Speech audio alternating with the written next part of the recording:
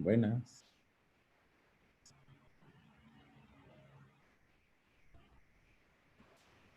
Creo que estoy en la cuenta equivocada. No, hola, yo estaba hablando sin micrófono y sin cámara un montón. ¿Qué tal? Nos veíamos ahora, ¿no? Creo. Sí, Ahí sí. hay gente ya haciendo fila. Ah, sí, a mí mucha gente me escribió que tampoco recibió, pero los interesados me escribieron. Entonces, pues igual, el que le interesa escribe. Pues sí. Hay gente conectándose a las 9, yo que no, pues entonces el de Alpina, que es el que estaba más interesado, que le envió después. A mí lo más importante es que tengo conversación ya con los leads. Claro, eso es lo que es clave, la verdad. Sí, y ya quienes se conecten o no, sí. Ya es otro rollo. Pues aquí yo peleando con mi vecino porque está taladrando y con el compresor y no sé qué. Y yo no me pude cambiar, la niña se durmió y mi closet está en el cuarto de la niña. Si se despierta, pues me alcanzaría a cambiar. Pues no está tan grave, ¿no? Normal. Vale, bien. Es casa de alguien, es decir. ¿No? Sí, no, y no tengo la camiseta de la América. Esta vez que sería más. Sería otro nivel. Hombre, sí. Sí. Óyeme, sabes que tengo dos posibles gestores comerciales en México de nivel muy alto. Ajá. ¿Tú qué comisión das generalmente? No, comisión no, depende del proyecto, miramos qué hay, porque es que imagínate si uno habla de porcentajes de comisiones, Según el proyecto. claro, y depende de lo que la persona tenga que hacer, porque una cosa es pasarte un contacto y otra cosa es cerrar un contrato. Sí, total. Sí, es que uno es un gran amigo mío que fue el embajador de acá y era la mano derecha de Peña Nieto, pues. Ajá, Y él una vez sí me dijo que él sí le presenta a Carlos Slim a la gente, pero sí le pagan. Me lo dijo así como tal, me dijo ya. claro, esto es Entonces, una cosa y ujú, te paso contacto es otra. ¿No? exacto, sí. Y el otro trabaja, pues, ¿te acuerdas de los blindajes? Sí.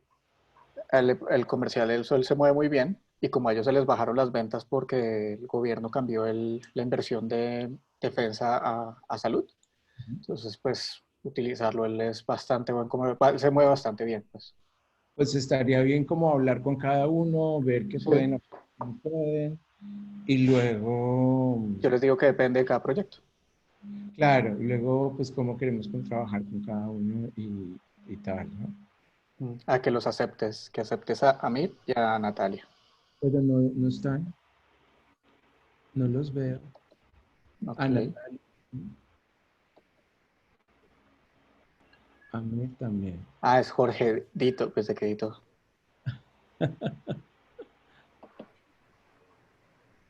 Y los Lo quedaría, escucho. hola. Entonces, a mí tengo que ponerlo como make co-host. Who is loco? Co-host. A Federico lo tengo que poner como co-host. Jorge, you think I need to put like a shirt with buttons?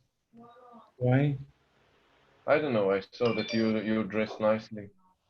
I always dress Yo no nice. sé si me escuchan, pero yo no escucho nada. Pues sí, sí te oigo. ¿Qué le pasó a esto? Tengo el computador súper loco hoy.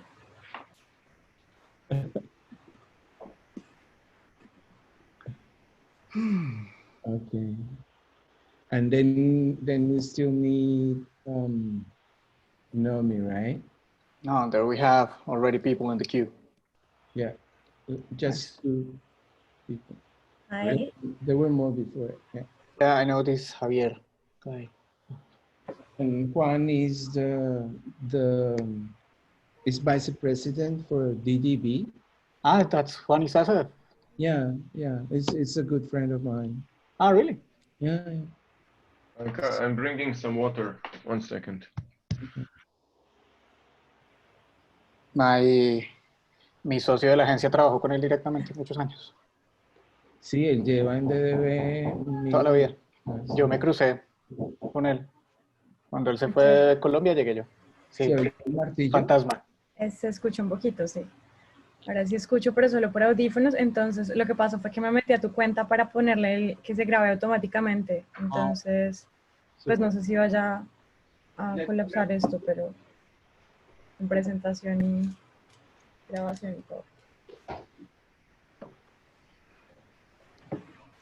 Pero ahora te llegaron mis correos, Federico, te mandé como 100.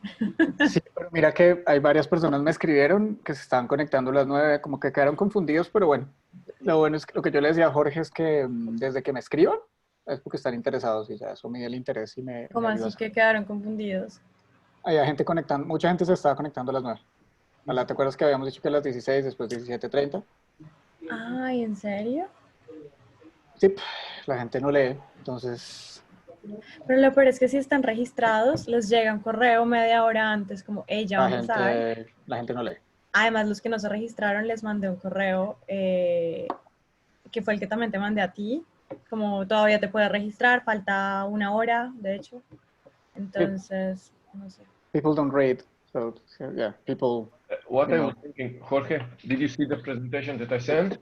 Yes, and I updated like the other half. Okay, and the beginning is good. You saw the cover and stuff. Yeah, I think yeah, it's pretty. I hope it's pretty because it's too late not to be pretty now. But Jorge, what I thought, Federico and Jorge in Natalia, I think that Federico, you open, you go to the second slide, and then Jorge, you talk first, because I continue from there. So you present DT Spain and maybe DTG as a group, and then I present whiteboard, and I continue from there to the first part. Yes, I was. Yeah. I agree. So I go where? Second slide, it's the presenting ourselves, who we are. I do that. Okay. Okay, so Federico opens, and then he goes to the second slide, and you talk about the Innovation Kitchen, Design Thinker Sprain. Maybe you can talk also about the group. Okay. And then I'll talk about whiteboard, and I continue. It's like short, it's very short. We did before, but basically that just to make it to order, because I continue from there to the first part. So who does the? Who does the today? Uh-huh. Federico, you do that. I do that. Who did that? Do that? The what? The today? Today, the third slide. I was thinking that the least I speak, the best, because it's better for you to, to develop all your points. So I was wondering just to introduce people, so introduce you and the event, letting know people that we're going to have 45-minute lecture and then questions. So then you can start with everything. So we don't start like going back and forward, because this time it's a different kind of a event, and you have your own speeches very, by heart. I mean, not by heart, but I mean, you already have them. So I think we'll be more fluid if we do it that way, more fluent. I don't know. So hello, this is so people would know that we are only going to start, and then Jorge starts presenting Innovation Kitchen, then you start presenting whiteboard, and then you go on and you go as you want, because you do it very well, I mean. So, but I don't know. No problem. Okay. Yeah, I think I can do today. No problem. Yeah. Do you mean today is the schedule? Today's schedule? Yeah. So yeah, or we can put it like in the third slide. I can, because I wanted to speak about the timing that we'll have. Yeah.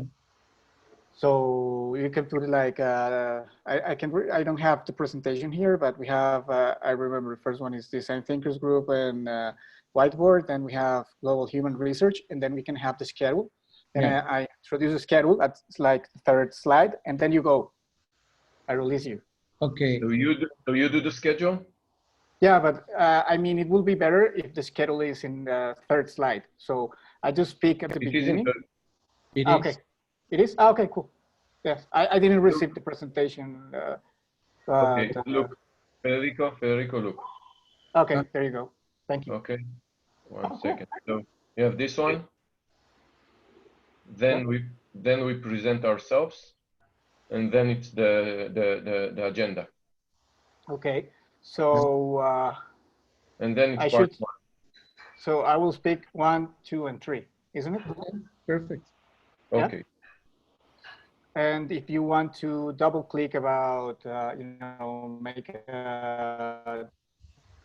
your introduction about whiteboard and DTG, so it's up to you. I mean, when you start speaking. So we want to do that. Yeah. So that was the second slide. That's what I said before. Do you think? So you want to do? So we can change first. I mean, the second and third, like making like 1, 3, 2. You know, then you can just introduce yourselves and. So like that. Yep, that will be better. So you can start speaking about whiteboard and design thinkers group, whatever you want to speak, and then you go on. נעמי? כן. שלום. תחליפי בין שקף 2 ל-3, את רואה פה? האמת שזה לא מוריד לי את זה בינתיים, זה כל פעם אומר לי שזה cancelled. וואי, תגידי. פעמיים ניסיתי להוריד את זה למחשב הזה. אז תגידי, כשהעלית את זה לדרייב זה לא עבד? מהדרייב קודם ניסית? לא, מהדרייב לא ניסיתי. מה שלחתי לך קודם? רגע, עכשיו עושה רושם שזה יורד, מה ששלחת בווי טרנספר. האחרון? אני חושבת שזה האחרון. אוקיי. תכף נראה, אני אעשה לכם share screen. And we agree that it's going to be a 45 minutes lecture, isn't it? Nothing changed with that. No, basically we need to pay attention to the clock, to the work, but okay. Okay, בין מה למה אתה רוצה להחליף? 2 ל-3. We begin from the agenda. Don't go too much. But most of it? לא, זה מזמן. Not yet final זה הראשון ששלחתי. זה מזמן, לפני 3 שעות. אז אני מבינה, אבל אין לי משהו שכתוב לו אמיר פיינל.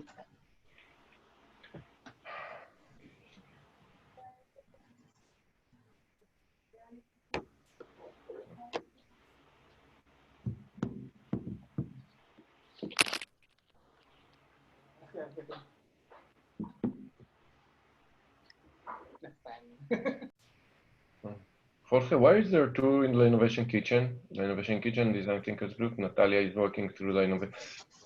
Is there someone recording that? We're recording that, aren't we? Yeah, isn't it? Yeah, we're recording them, but I was wondering if you can take me up as a co-host, so I can see if it's just recording for you, not for me. But you are a co-host already. No, like take me off. Oh. To see if, like, if I'm a guest. No, yes. Okay. Yeah, no, it's not recording that. יש לי, ולהחליף בין 2 No, it's not recording for ל-3. me. וזהו? כן, שהאג'נדה תהיה לפני הספר. Can you put me back as co-host so I can? Sorry, I was just wanted to test. And La Innovation Kitchen, do you see my my avatar? No. No, just a now. You're black with white letters.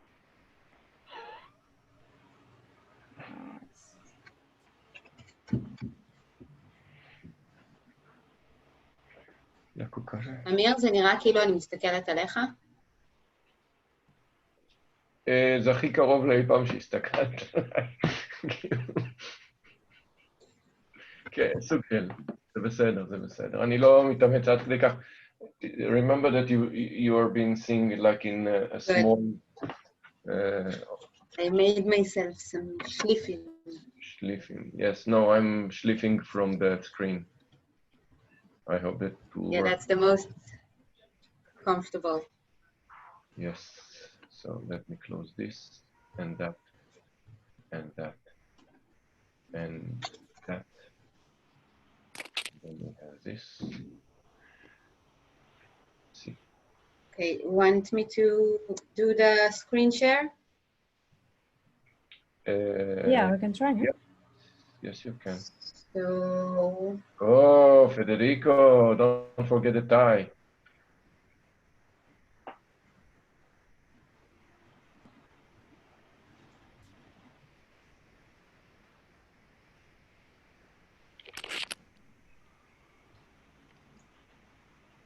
okay, do you see well? Yes. I'm going through them to see that everything is correct. Why doesn't it go down? Doesn't it move? Okay.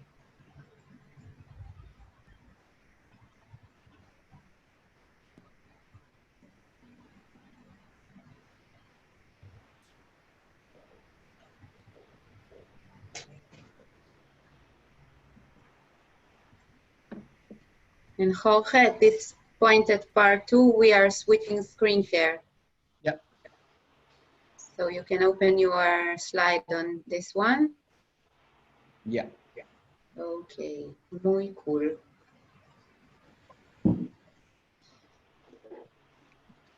I have no classes. Let me saw something to drink at this moment. Esther, ¿me puedes regalar mis gafas, por favor?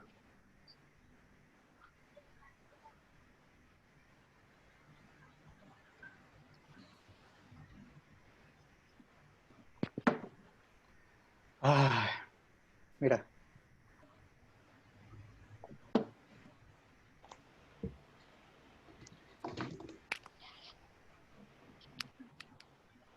Gracias.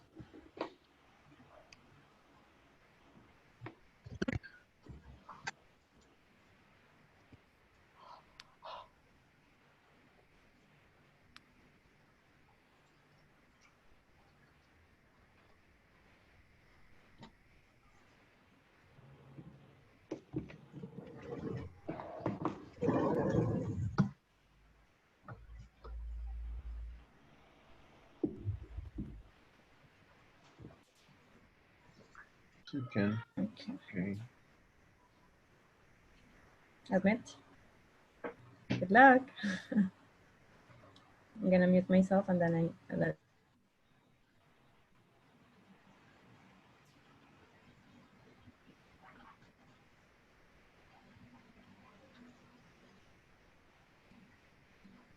See. And then we have Sahar. Okay, so good morning, everyone. The ones that are already connected, good morning and good afternoon. We're broadcasting like in many countries this time. So we want to welcome and thank you for getting connected as soon as you could. Thank you for being on time. That's very important for us, for the other people. And just to be coherent with your schedule, we are going to start very soon. We're going to start right now.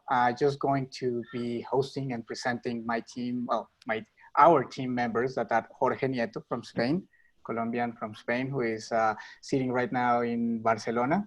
Amir Hoshia, who is from Whiteboard, one of the managing partners in Tel Aviv, and Naomi Hertz, who works with Amir as well in Israel. And welcome from all of us to this Global Human Research special and very, very VIP webinar that we made for all of you. And this time we'll have the following schedule. So, Naomi? Naomi? Yep. Schedule. Just a second. Yeah.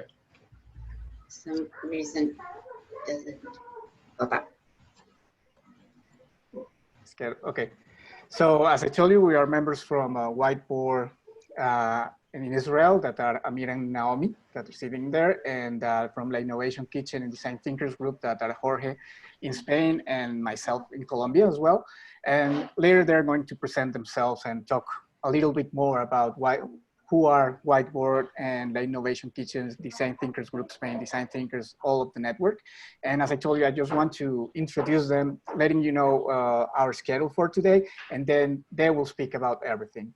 So we'll have a 45 minutes lecture, okay, this time, and it will be divided in two. The first part, we'll speak about the research and the opportunities that we found after making all this project, the Global Human Research Project. So they will deepen it. I don't want to make spoilers or have misunderstandings about what we're going to talk about. So the first part will be all about the research, the global human research, and all the opportunities that we found. And then they will talk to you how they implemented and these opportunities in a deeper kind of way.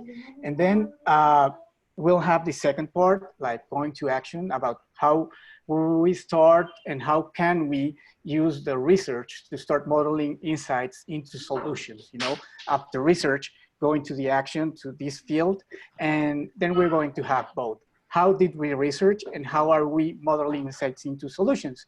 And then after these 45 minutes, we want to make it short so we can have these Q&A sessions. So just feel free all the time to write in our chat, in the Zoom chat, all the questions that you have. In the end, we will read them. We will choose some of the questions, and the questions that we want answered today, we'll contact you as well to, you know, in order to answer them. So today we have our own stars that are Jorge, Amir, and Naomi. So I'm going to leave you with them, and welcome and thank you again for being on time for this webinar, and enjoy it. Okay, Naomi, please go back one slide to the one more. Yeah, Jorge, it's yours now. Okay, so my name is Jorge Rodriguez. I run Design Thinkers Group in Spain. Design Thinkers Group, as some of you know, is an innovation agency running in 26 countries right now.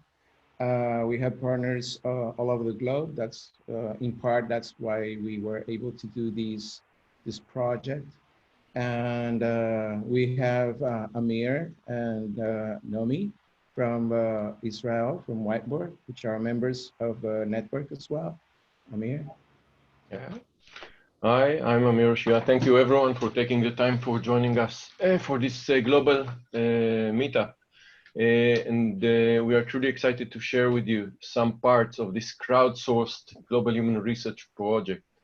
Whiteboard is an global innovation and service design agency, and we're working with our clients from all disciplines and all industries to rethink and to redesign their services, their products, and their operational models. So today, as Federico opened, we are going to start with the first part of telling you, sharing with you a little bit about to open a window to some of the insights from the research and some of the opportunities that we see in the research. Naomi, can you go please to the first part one? Or the one? Yes, of course. Okay, thank you. Some logistics. So the first part of the research or in the background of the research, we're talking about a mindset or an approach that is called human-centered design. And human-centered design is a leading approach as of today for problem solving and to innovation. And it encompasses different methodologies like design thinking, like behavioral economics, and some others. But the core value of this approach, of human-centered design approach, is that in order to develop innovative, accurate, relevant solution for people, we have to understand the people and the people in their environments. We have to discover the unknown, the unarticulated needs, behaviors, and interactions of people with the environments. And this research, this global human research, is basically expresses the foundations of the human-centered design. Because most of the time we use this toolbox to tackle specific challenges, like designing a new service for a bank, or designing new digital services for elderly customers. But what we try to do in the global human research is to understand the impact of the temporary and the permanent impact of the corona crisis on the life of people around the world through the people's eyes, through the people's point of view. Nomi, can you go to the to 8, to the map, please? Thanks. The Global Human Research started basically at the peak of the coronavirus crisis. And we started this project, both Whiteboard and Design Thinkers Group Spain, but we were joined by 33 researchers from 22 countries. And what they did, they actually went to people's houses. They entered their homes. They interviewed, they observed, they documented men and women, adults and young people, unemployed, self-employed, urban environments, and in all kinds of remote settlements. And the thing was that we came to a huge amount of data. Nomi? No, one back. We've been researching in 5 continents, 22 countries. We interviewed 120 people. We observed 120 people, and we came to even more than 550 findings and media and pictures and quotes and things that you will see in a second. And the objective of the next, please. The objective of the global human research basically was to find patterns of change around the world that can help us to build and to structure new solutions, new strategies, but also new products and services based on the individual point of view.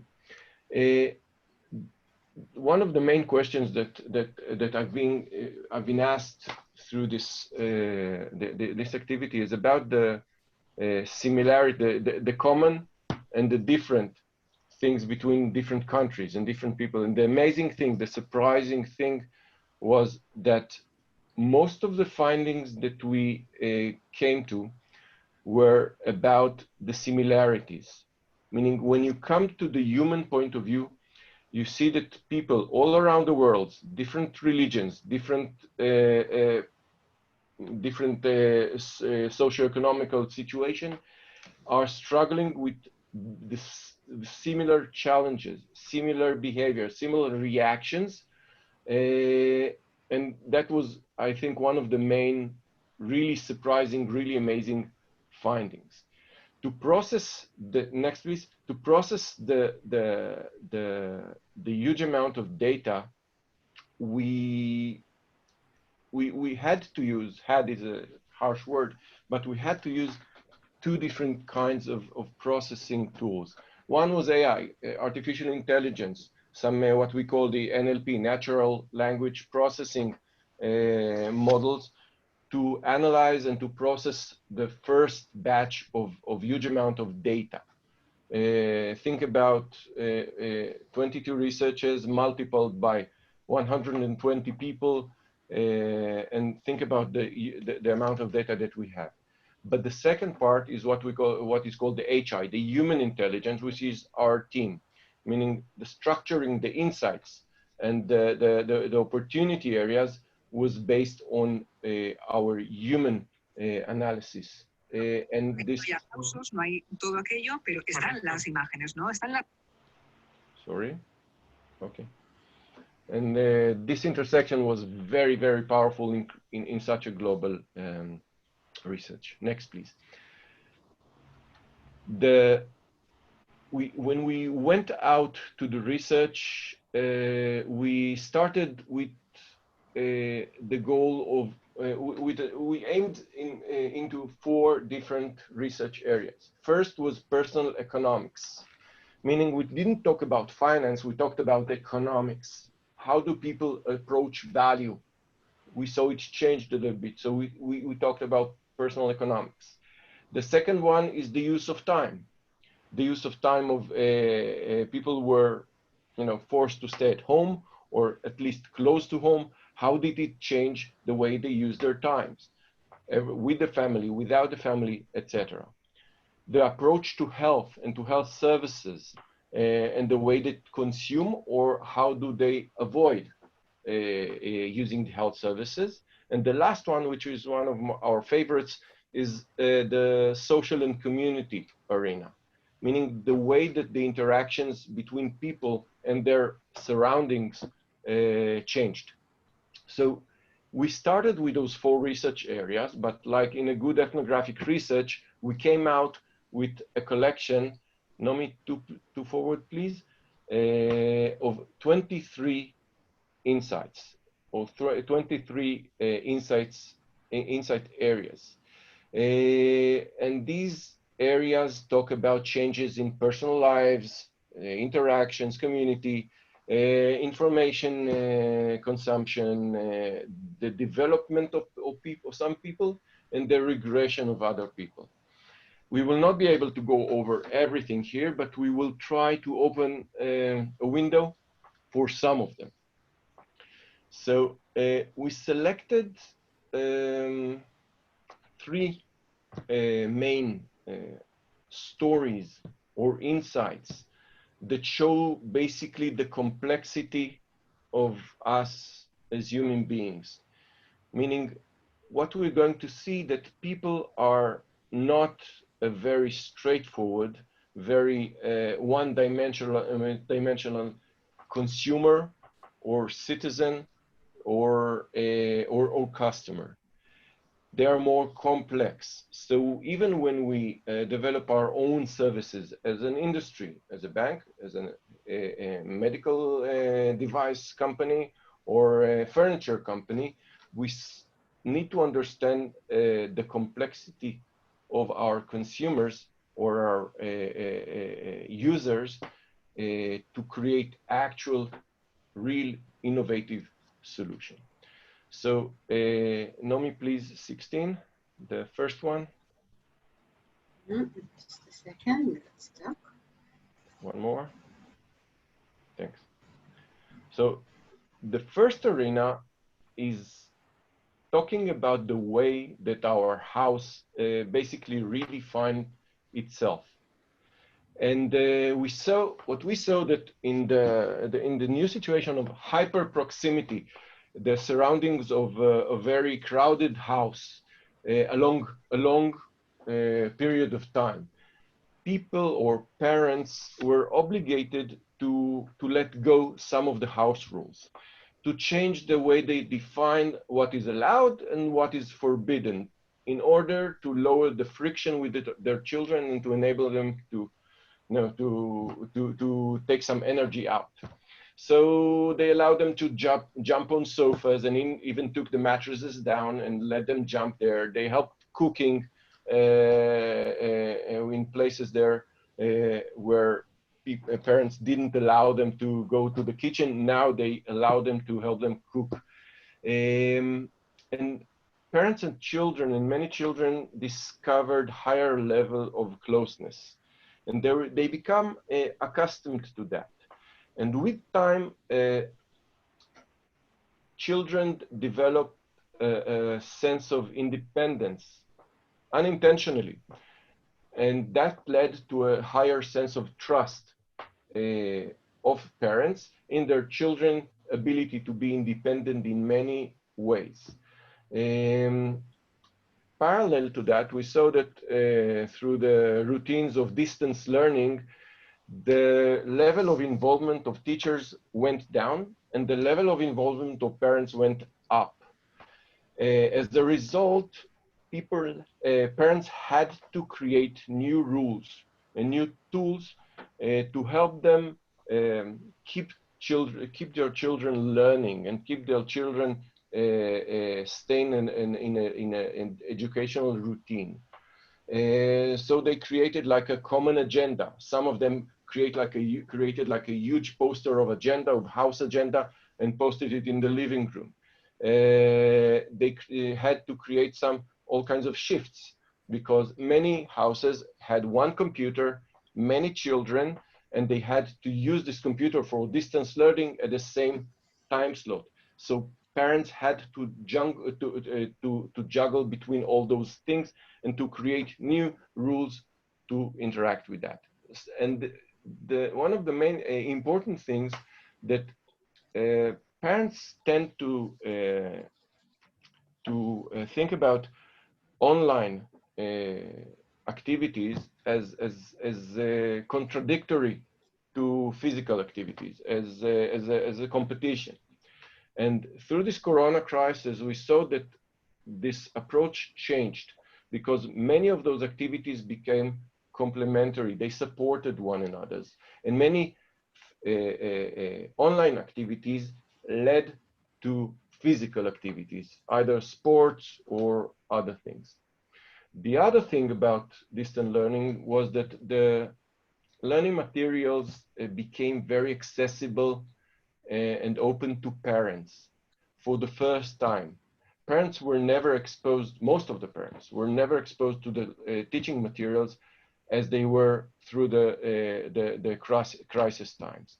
So the parents became like the teaching administrator, but they got also an opportunity to reevaluate and to create a new opinion about what they call the system, the educational system, the methods.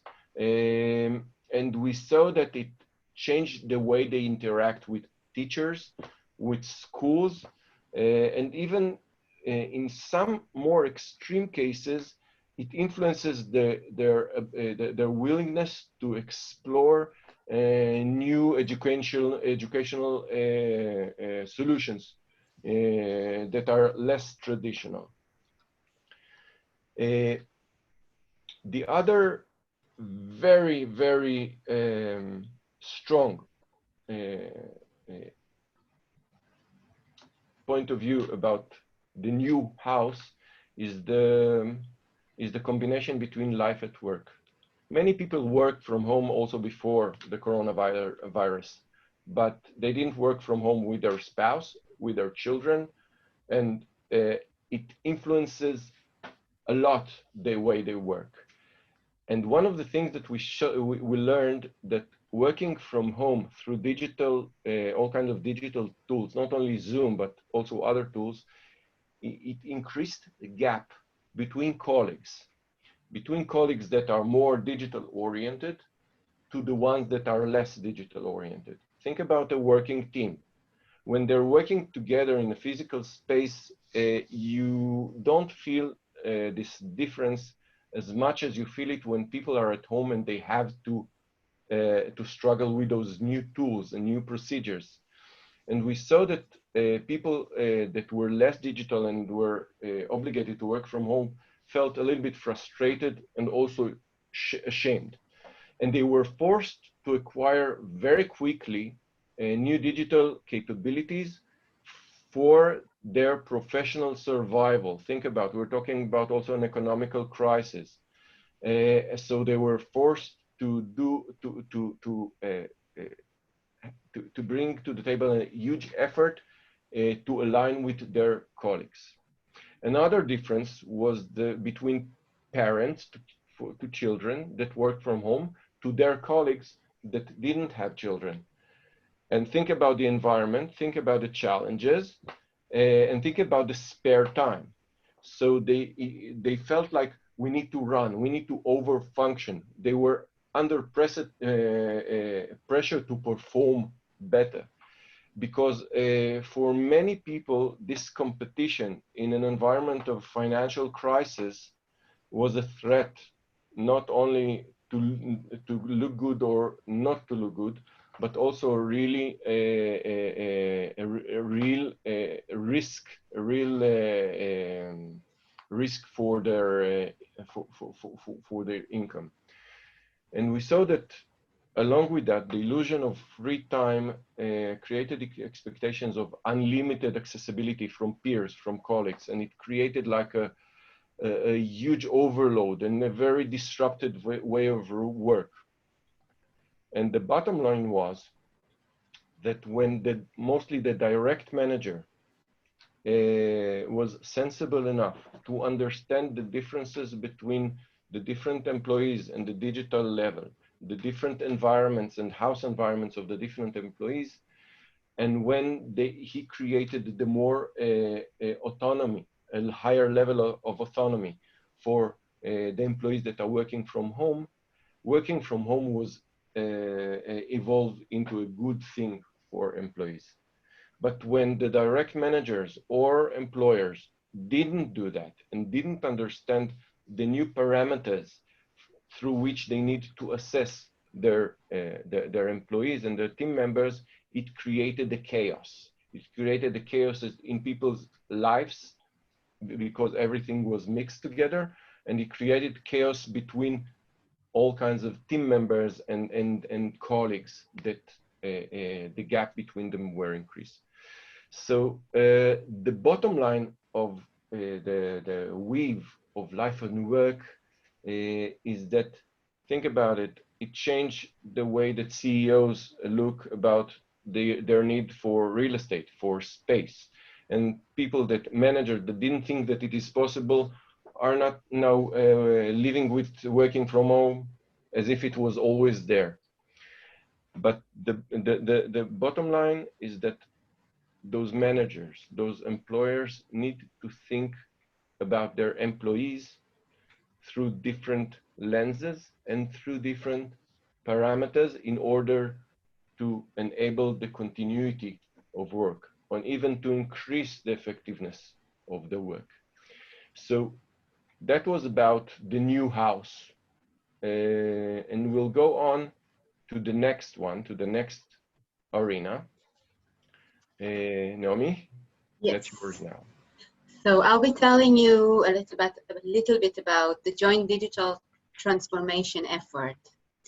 As in the first days, in the chaos of the first days of social distancing, the first challenge and most immediate one was the need to keep communication with each other, with the physical limits that were imposed on us. With no other choice, groups that their meetings were based on physical interactions started to evolve. We saw sport groups that started looking and finding new ways to keep in touch and to create mutual support for the members. We saw things like focusing on new enriching content with meetings that were held with content experts, that all of a sudden they were available, cheap and easy to recruit with Zoom and free time. The elderly and people with no digital abilities lost a huge part of their independence all at once, as they lost all of their other alternatives from their daily lives, like hosting friends and families, like regular coffee shops meetups, or the simple ability for going to the post office or for social services. But then, new digital groups that didn't exist before started to form. Family members and acquaintances started to create and convey sessions during the day for the elderlies, and that allowed them to interact with interaction and with communicating and operating the digital spaces, the ones that replaced the physical ones. Really nice examples were one son who helped his mother, and I assume he was not the only one. We heard several examples like that. He helped his mother, his elderly mother, to connect her and her group of friends to a virtual card game. Or another young man who found a way to connect his grandmother to Zoom when she's only pressing one button of her remote control on her TV. Not only did he assist her, but he also published a manual online on how to do it. He turned that tool to a public one for people in his own state. That need to create solutions and to bridge that gap, it turned personal, and it created the recruitment of a lot of people around, from family members, neighbors, and digital acquaintance, for the sake of making it accessible for the ones who couldn't. Many digital challenged groups started to overcome those barriers that one of them, the main one, was a barrier of asking for help. For some of them, a barrier of shame. And all of a sudden, they became open to learn something that because they just didn't have any other choice. This bidirectional movement was very powerful and created a golden opportunity for a change in the way that we can integrate them into the digital world and its services. Up until today, many processes that we thought they could not happen anymore. We gave up on them. We tagged them as impossible. The people, the digital challenged people themselves, they didn't believe that they could, and they didn't even see a necessity in it because they had other options. But now we all got the proof that it is possible. The circles of support, the circles of people that helped motivating, the organic assistance that they gave is something that we can learn from. We learned that the close circle, whether digital or not, should be an inseparable part of consumption and use, and therefore an inseparable part from designing and developing solutions. So this was the second story, and I would like to tell you the third one and the last one, which is the story of how we restructured our personal and community economics. The insights that you will hear from it, you can see at the bottom right of the screen, are part of the arenas that we had. So I'll be telling you about that. So as everything, in the first days of the crisis, the main message that governments and the media broadcasted was almost apocalyptic, with a very vague promise about the fact that it's going to take a very, very long time. It created a sense of urgency.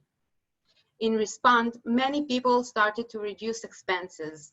They all of a sudden found out how fragile their economical state was and how unaware or prepared they were for it.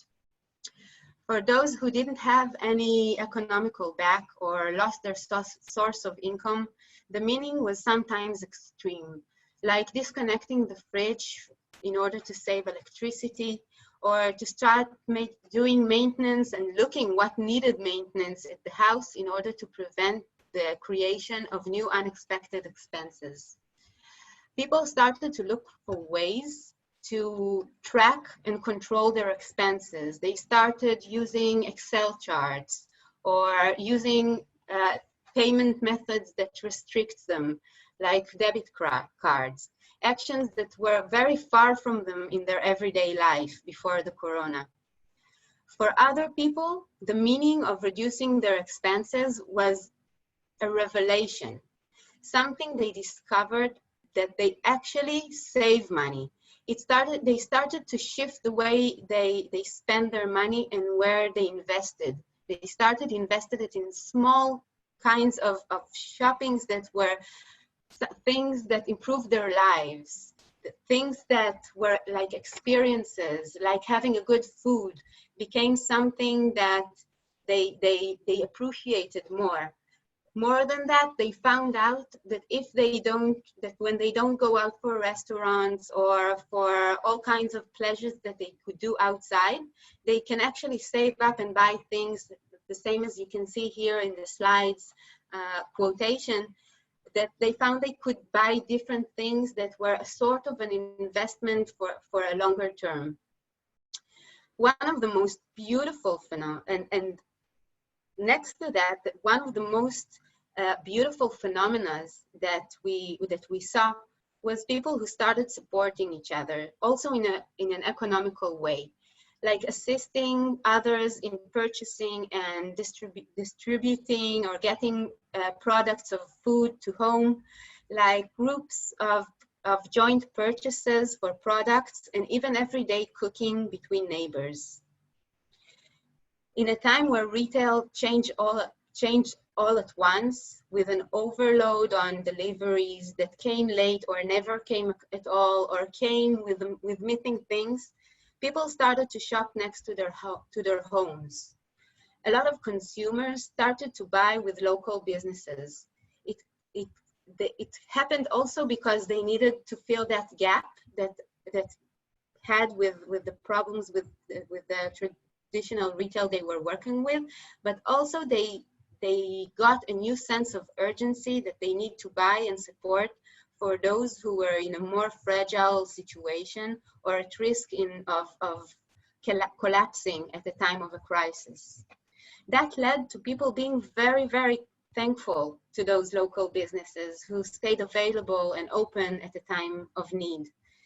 But what really happened was that they developed new relationships with them, where they knew the people, the business owners next to them in a more personal ways. They knew their names, they knew their troubles. All of a sudden, they had someone that they could actually relate to very, very, very deeply. Next to that, many cities started creating applications that help consumers to recognize local businesses and to promote buying in them. For example, we saw in Ibiza that the municipality created an application for doing exactly that, for promoting local businesses, for helping to detect where it is. And as all that was going on, farmers got stuck with products and vegetables, and they started creating pop-up shops in cities and remote villages. They started to reconnect or connect at all from the beginning to communities and residents. The interesting thing about it is the mechanism that allowed it. The farmers didn't do it by themselves. They didn't just came to a neighborhood and started hoping that someone will come.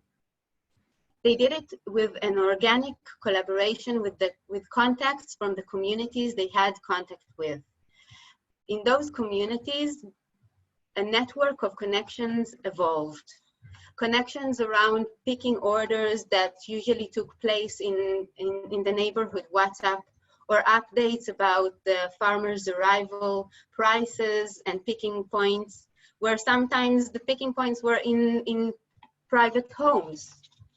The community operations around it became more organized and connected.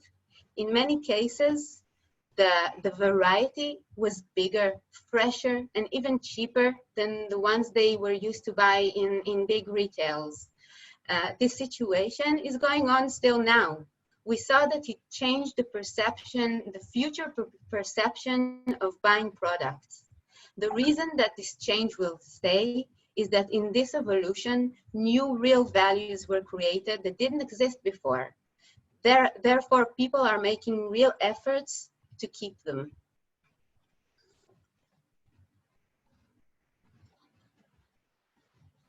Yeah. Okay, the last part of the research that we're going to describe is very quickly is the Corona time personas, which is the Corona time personas as basically figures. They are artificial figures, but they represent a range of traits, situations, needs, and struggles, and that all kinds of people around the world had to cope with during the coronavirus crisis. Nomi, another one. Another please. one? A persona is a mixture of all kinds of elements that we saw in people's behaviors, those 120 people that we met. And when we look at what we call the persona galleries, Nomi,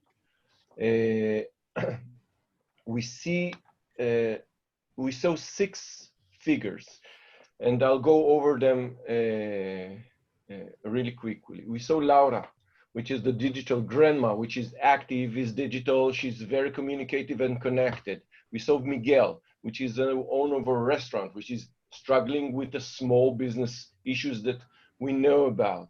He's not digital, he's stuck in uncertainty, etc. We have Amira, which is the full house. She's the mother, she's the house captain. She's working from home, she's struggling with, she's juggling between children, parents, and working from home. and she's like a very hectic persona. We have Jane from the US, and she's like hiding under the cover and just waiting. She's very passive, very inactive, and she's waiting for everything to just go on and disappear. Carl, the guy that basically is in a leave of absence, but he's trying to make a change. He's trying to use this crisis as an opportunity to change and to evolve. And the last one is Shai from Israel, which is the persona of the fish out of its pond. We saw many people that were torn out of their natural environment. We talk about students like Shai that were forced to go back to live with their parents, and they find out themselves in a completely different environment. So these were the Corona times persona. These are very global characters. And to understand how we start using not only them and the other insights from the research, we'll go to the next part of the how to implement that, and that would be Jorge's part. Nomi? Yes, I'm stopping this Okay. so you can.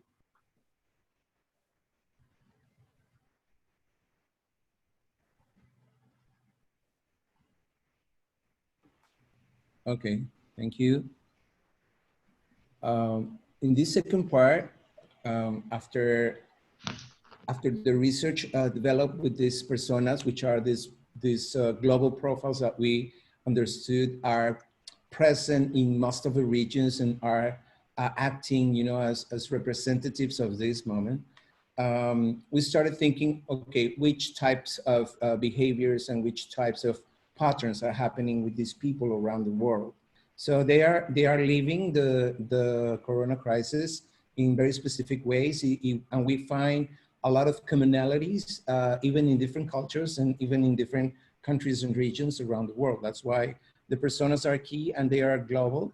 Of course, there are many other profiles and many other approaches to how to understand and live the pandemic. But we created this matrix, which is basically the analysis of orientation into opportunity, seeing the crisis and the pandemic, the whole global emergency as an opportunity, or seeing it as a risk. So we have discovered that there is like these main behavioral patterns, which are positive and negative at the end. Some people really, as Nomi was saying before, got really stuck with the apocalyptic message from the media at the very beginning. And some other people and maybe other cultures started like thinking, how can I make this an opportunity? How can I improve things? Which is the bright side of it.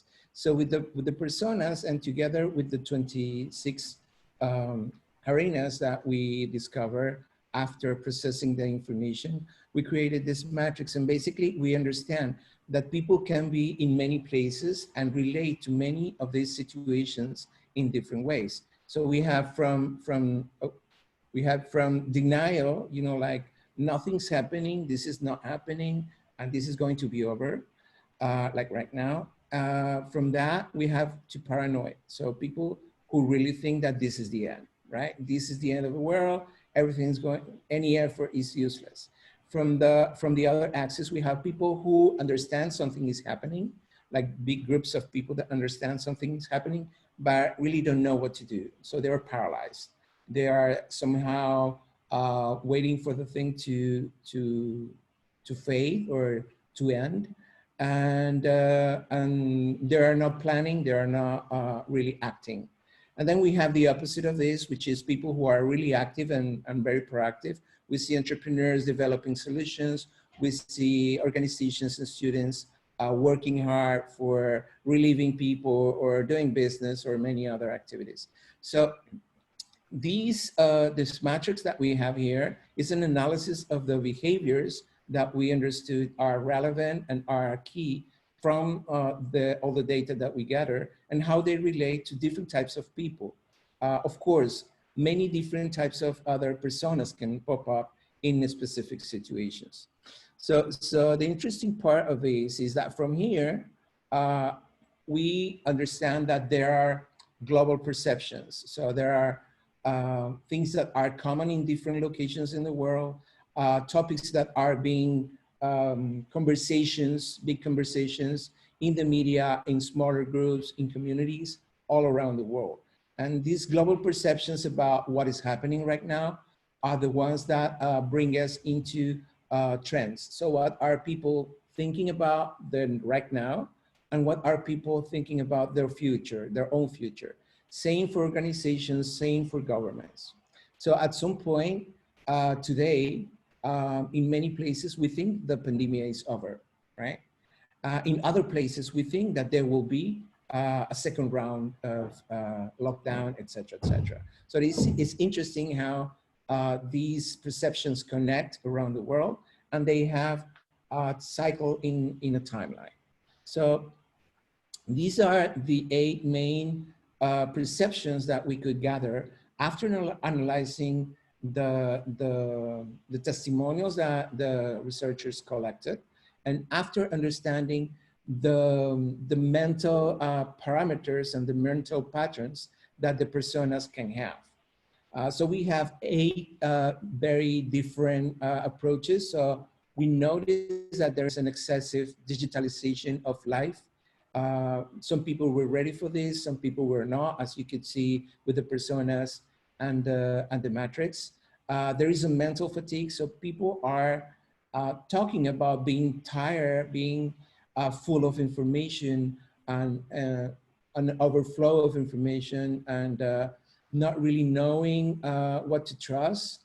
There is a fear of interaction among people, among human beings, but also a fear of interaction with objects, spaces, and other things that may carry the virus with them. So there is the social distance created this, the term social distance created this, and there is still doubt and fear about interacting with each other.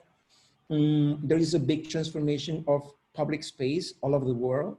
Public space all over the world has been regulated by governments, has been transformed actually into a different use and a different even legal allowance for people and population. We have, of course, and this is a little bit obvious, but is there, health concerns, not only regarding Corona itself, but many other illnesses and many other infections that could happen now and in the future. So if people were having health concerns before towards a healthy life, now these has gone into a different direction, into what is out there that can harm me, okay? Then, of course, there is a money concern. There's a lot of information in the media and in the community conversations about what is going to happen with the economy.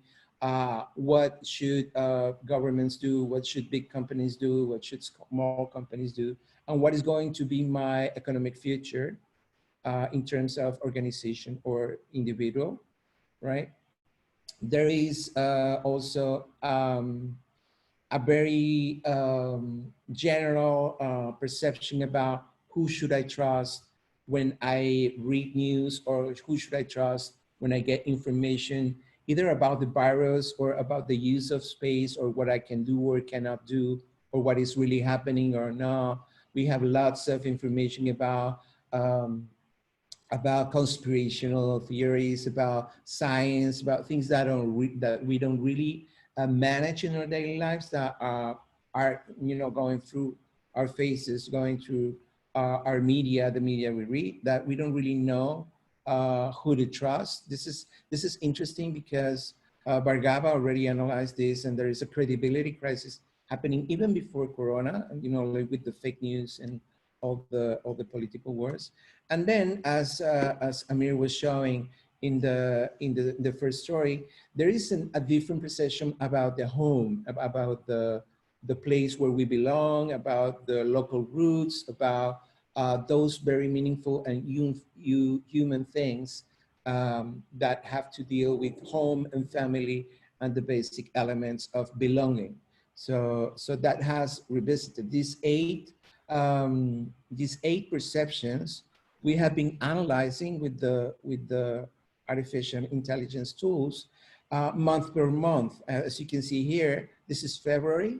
So we created a kind of thermometer, trendometer, which is how these perceptions are changing as the crisis evolves. So how people are understanding the situation, transforming what they think, and transforming how they react to it. So it changes with time, and we can see here, hopefully, how in March and April and May, these are very eclectic, right?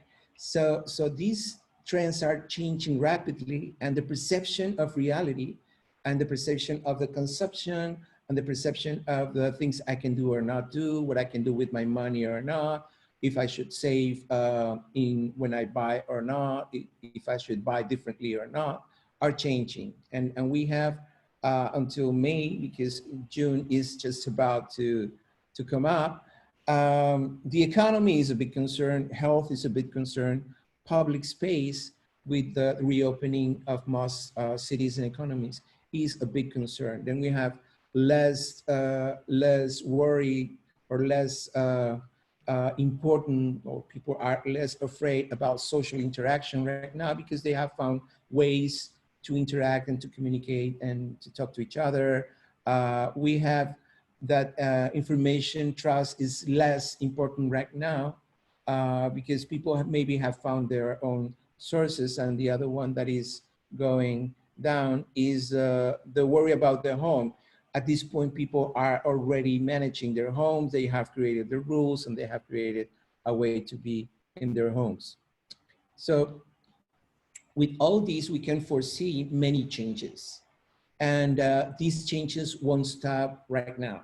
These are changes that are going to keep evolving. These are cycles that are going to keep growing, and new patterns are going to emerge. So we understand changes. We have here this famous Spanish film director, Isabel Cochet, which is the first picture that she posted in Instagram when the corona started. And we know that these type of things can evolve. The fashion industry is already thinking about how to commercialize masks, how to make them an accessory, a fashion accessory. So this is what we are thinking are changes that open opportunities and changes that may mean innovation for companies and governments and organizations in general. So these changes, we have done a big analysis, and we created like different areas for the changes. So we have societal changes, which are changes that happen across society all over the globe in a very transversal way, in a very macro trend way. And we have also the changes that affect people specifically, right? So some of the changes that we can see around the globe is a slowdown of the economy. We were already talking about deglobalization and how the economies are having a transformation, especially the US economy is having a big transformation.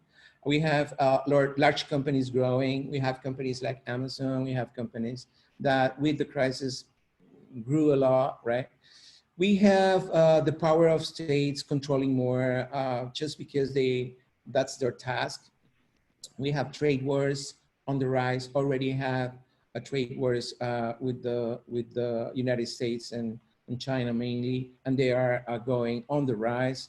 And we notice that cultural differences and differences between societal groups are rising. So we have things that happen, like for example, around the world, like the racism issues and protests that are around the world, et cetera, et cetera. We have other that are more specific to people, and we will have a decline in the standard of living of most people in the world. So that means that poverty will rise. We have a basic oriented spending. So people to confront the economic crisis, to confront the economic uncertainty, people tend to buy the basics. So they the luxury and the non-necessary items and products may see decrease in their sales. So we have decrease in professional and recreation and mobility.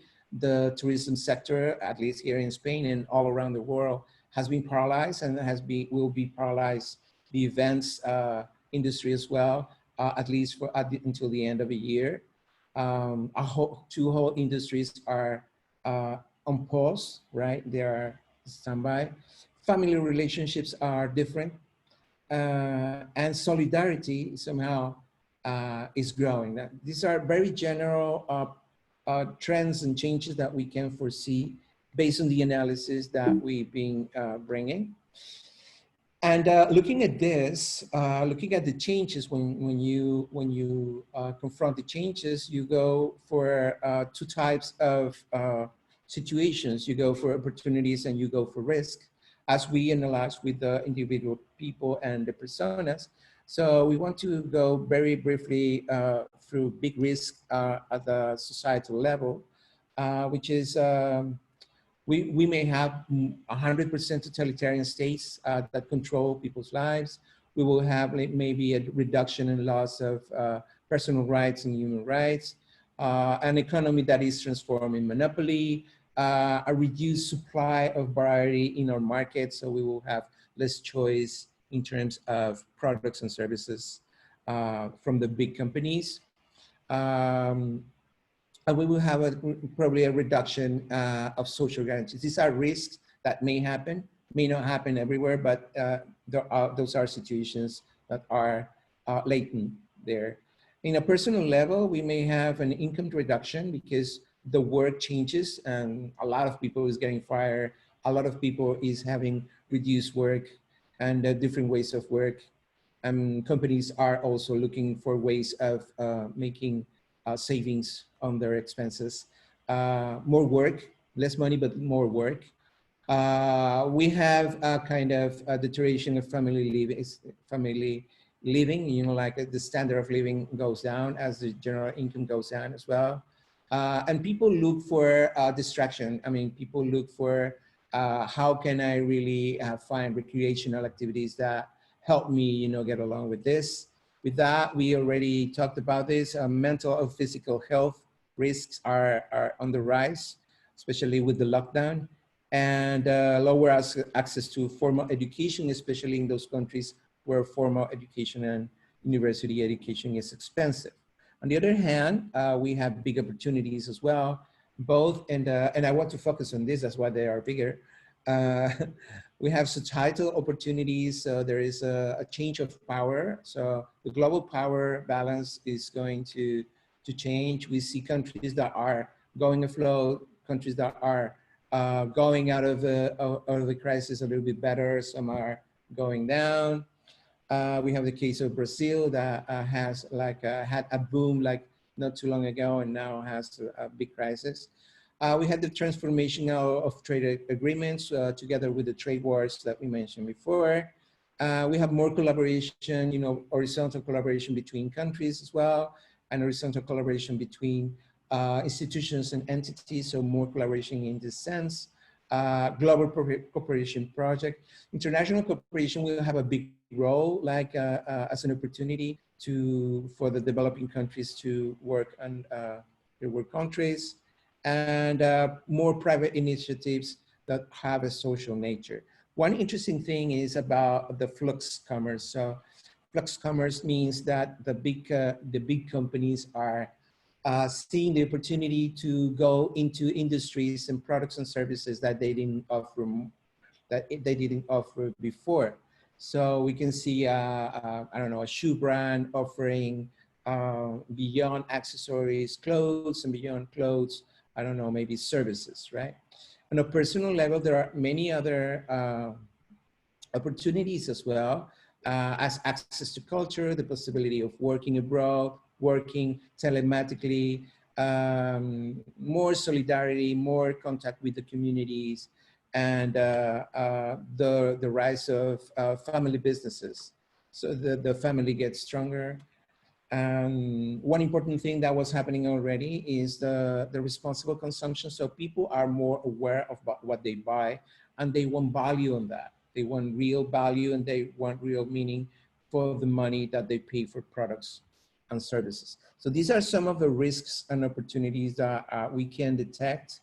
And just to wrap up the example and to put it into something really tangible, we've been working with Steelcase. Steelcase is a company that has been working with furniture for more than 50 years. It's office furniture for those of you who don't know the company. They've been developing office furniture. It's an American company for more than 50 years. They started in the US, now they're a global company. So the exercise that we did, the first thing that we talked about with Steelcase was about, well, how can they, now that they have their showroom closed, how can they create these virtual business to their showroom, right? How can they bring commercial business to their showroom? And in this conversation, the whole strategy flowed. So we started like thinking about from our trends, which trends are related to them, which trends are affecting them. And we realized that the three main trends that are affecting this furniture company, office furniture company, are three: the remote work, of course, the health concern, and the fact that social distance is going to be a reality for a long time. So we detected risks based on those trends and the evolution of those trends, and these are three risks. So most companies, many companies will be reducing staff. So that means that they may be buying less furniture in real terms. Employees are demanding health, security, and regulation of the workspace. So that means that probably their furniture may not be relevant anymore because of the way that it has been designed in the past. And there is also a new social and legal rules about how people should work in workspaces and offices. So that may represent risks for this company, but we also detected opportunities. And this means that companies will, anyway, they will need to rethink their investment in office spaces. And many companies are reducing their office space. They're sending people to work at home. But this is an opportunity for this type of company because they may create, home offices, that they never worked on home furniture. This represents an opportunity for a company like this. Then another opportunity that is related to the health concern is the possibility of creating, a safe space at the home and creating furniture that can guarantee that type of thing. And then again, the flux commerce. So right now, Steelcase, if they were only developing office furniture, they can start thinking about creating new brands, creating new lines of new collections for the home, for the office, for collective spaces, and so on. So from here, we go into what to do with this. So we have risk and we have opportunities, and now we need to do some planning. So the work that we're doing right now with them is about short-term and midterm goals. So how can they use these, the development of these opportunities in the short-term and midterm goals and scenarios? And a big objective, of course, is to recover economically, recover sales, and maybe even go further with new businesses. So we developed this. I guess many of you know this strategic cone. We work with how can these opportunities be established in a tactic manner, in a strategic manner, and develop a vision for the company. This is very important because this vision can be the future of any company or any institution. So this cone, which works in the other way around from what we saw before, starts with the now. What can we do right now, which is the tactics. So this is the things that Steelcase can do right now. And there is a lot of certainty about this because we have control of the current situation. And then we can go into the strategic phase of these tactics. So I can start thinking about how can I change the system if I have the power to change the system and go backwards, or I can start thinking about what can I do right now and go forward. So if we start here, this is the things that we can do right now, and they develop into strategy and they develop into vision, right? So here we see a transition of the company into a workspace and work experience model, so they can transform the experience of work, they can transform the identity of work, and they can go again into flux commerce. A strategic moves would include like new service and contexts, but also new brands that are targeting different audiences and different customers, different types of customers. So this is just to give you an example of how can the understanding of how people are living and how people's lives are transforming can bring a strategic view and can really transform the way that companies will be behaving and working in the future. This is just to close, this is an overview of the process. So we did the whole research, we collected the information, the stories that Amir and Nomi presented before. We created these personas. We analyzed the trends to be able to create an adaptation strategy for companies and institutions that are willing to work with this. So we reached the point where we would like to work together, of course. We would like to work together with companies and organizations. And this is the process. I don't know, Amir, I've been talking like too much and too fast. I don't know if you would like to jump in and go with this. No problem. So as we said at the beginning, most of this global human research process or project is very unique because it's very wide. Most of the ways implement the methodology, the human-centered design methodologies, by tackling specific challenges. It can be strategic challenges or product development challenges or service development challenges. And what we do, the way that we did this global human research, we approach customers and we approach citizens when we worked with governments or with municipalities with the same tools.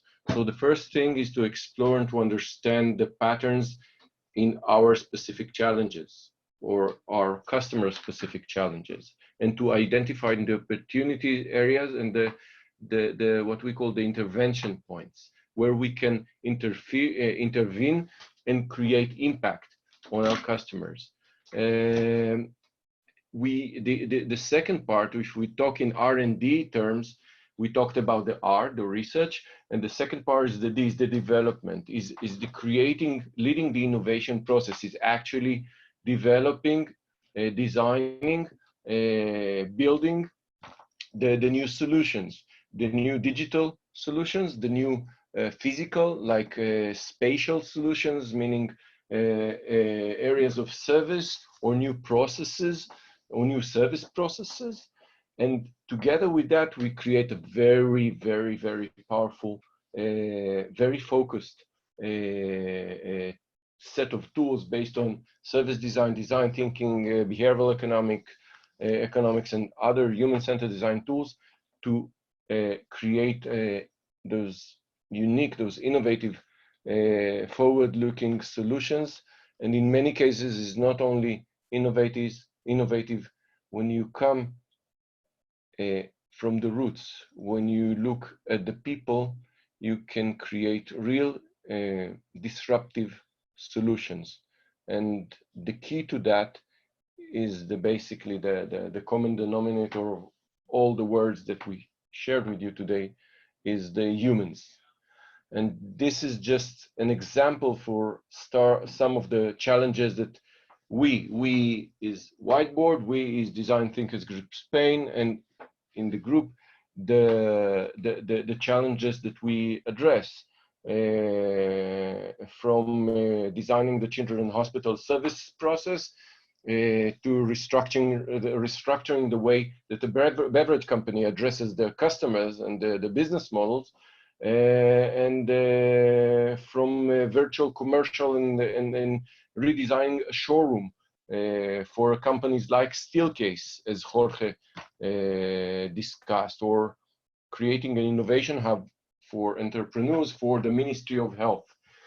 meaning this methodology, this mindset, this toolbox is basically, and it enables us to address many different kinds of industries, many different kinds of challenges, and to make high impact solutions as we tried to exemplify today. Okay. Thank you, Naomi, Amir, and Jorge. And thank you for your time. I know we took a little bit longer, but all of them are really passionate about this research, this project, and you can feel it when they talk about it, and they spoke a little bit more. They gave us more information, and thank you so much for your time.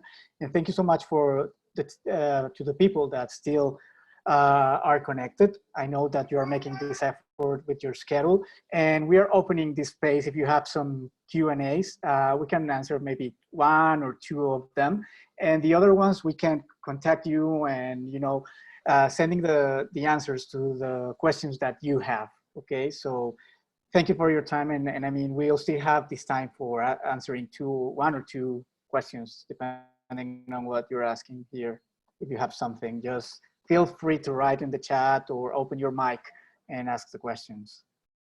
And if you are, you want to write it in Spanish, we can translate, or someone that can write it in Hebrew can also like write it down. It's okay for us.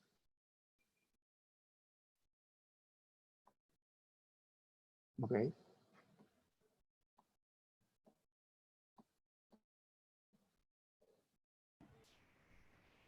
Someone open the mic. I see a question here. How would you say these opportunities have changes people's perception in them? I remember in the beginning, especially with masks, brands that were creating fashionable masks were seen as opportunistic. What would you say these perceptions change people's perceptions? This is from Daniela Reale. I think she sent it privately. Privately, yeah. So should I answer? Yeah, be my guest. Well, yeah, the fact that many brands reacted too fast probably was seen for some people as opportunistic. And this happened along many industries. In the fashion industry, it was a claim for attention. It was like, as the mask itself is a thing we wear, the first thing that happened was we saw a lot of fashion designers and brands, including that in their, not only in their collections, but in their advertising and their messages and their marketing, because it's something that people are paying attention to. So it's like a way to catch attention from something that is new for everyone. For the Western world, wearing mask is new, not so much for Asia and the East, because you can see that they are more aware of this. But yeah, it's a risk, and it's a brand risk, right? How you are perceived and how can you be seen, but that's a brand strategy. How can you be seen as opportunistic, but also how can you be seen as we're trying to help? Many other companies created offers, like insurance companies offer not to charge 2-3 months of the quotes or the charges that they have. There were many movements in different, according to the pandemic, and some of these offers and some of these messages were perceiving in very different ways. So that's a brand risk that you take or you don't.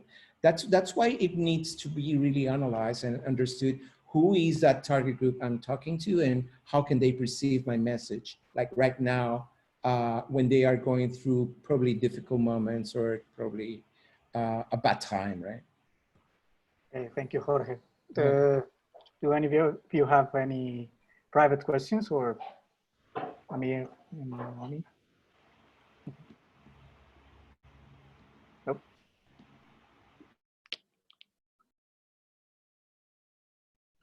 Okay, so I know we took a little bit longer, so thank you for staying.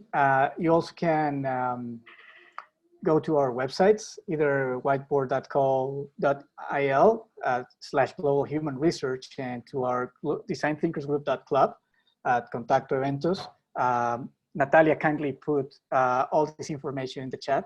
So you can subscribe there. Many of you are already subscribed and we have direct contact, but we recommend you to subscribe to both websites in order to get this webinar and many other webinars and papers and contents that we are making for you and for our closest the closest people that we have, and I know that you like this. So I think we're done. Thank you so much to everyone, to those that stayed till the end, to Naomi, to Amir, to Jorge, and I hope all of you enjoyed this webinar, and we'll keep in touch. I think maybe some last words for saying goodbye from the three of you. Thank you. Shalom, everyone. Buenas tardes to the other side of the world. And hope to see you soon again. Thanks so much. It's been very nice to be able to share this information. Thank you so much. And we will be very happy to share the rest with you if you are interested in contacting us. Okay. Goodbye. Goodbye, everyone. And I saw that someone just got in, John. So we'll be sending the webinar and many other stuff. We'll keep in touch. Bye.